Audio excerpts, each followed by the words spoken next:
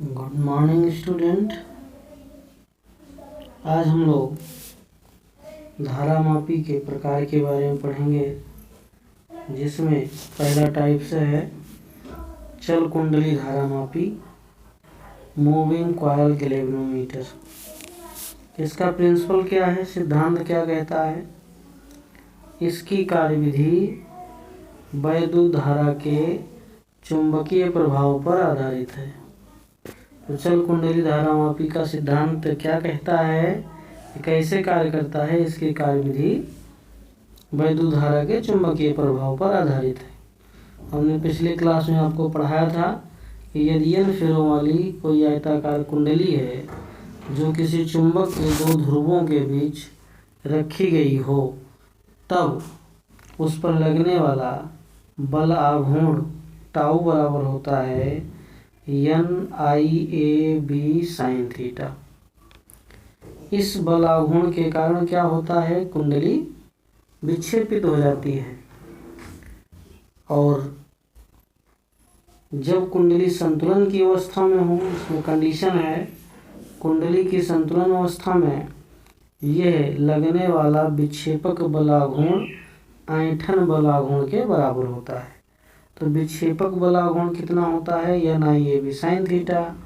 ऐंठन बलाघूर्ण को लिखते हैं C फाई से, जहाँ C बराबर क्या होता है, पाई ईटा r⁴/2l,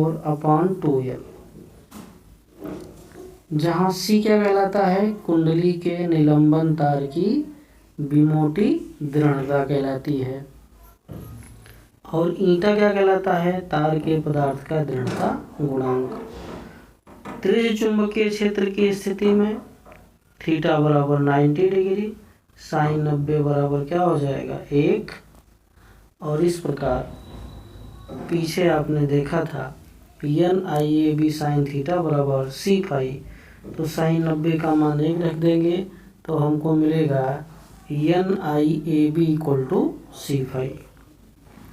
यहाँ से I का मान निकाला जाए तो क्या मिलेगा, C फाई बटे NAB, या I बराबर C बटे NAB की जगह हमने क्या लिख दिया, एक कांस्टेंट नियतांक लिख दिया, K से नोट किया गया।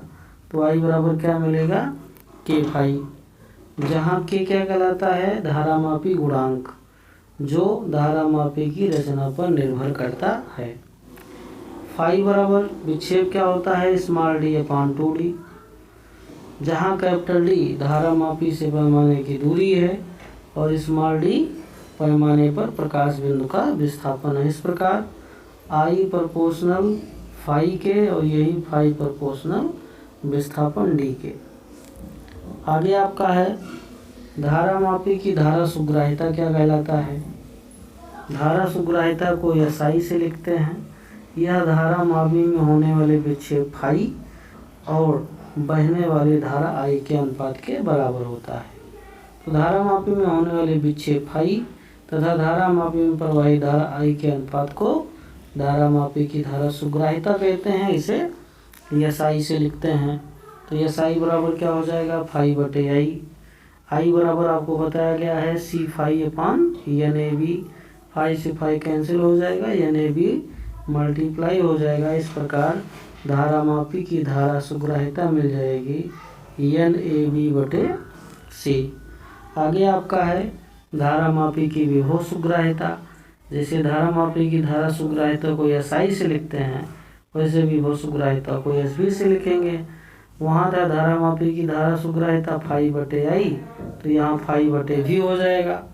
इस प्रकार धारामापी में होने वाले विक्षेप फाई तथा विभव V के अनुपात को धारामापी की बोधयता सुग्राह्यता कहते हैं।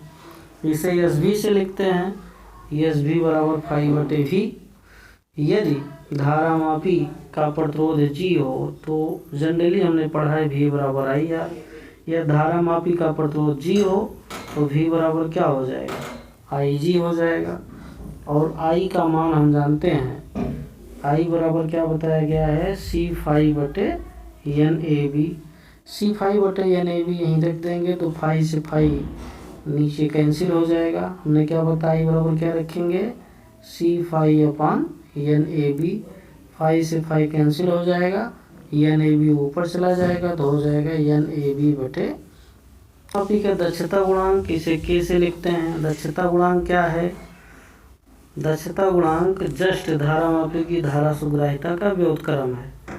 एस आई बराबर आपको फाई बटे आई बताया गया था। यदि इसी को पलट दें, आई बटे फाई कर दें तो यही मिल जाएगा, दक्षता गुणांक के बराबर हो जाएगा।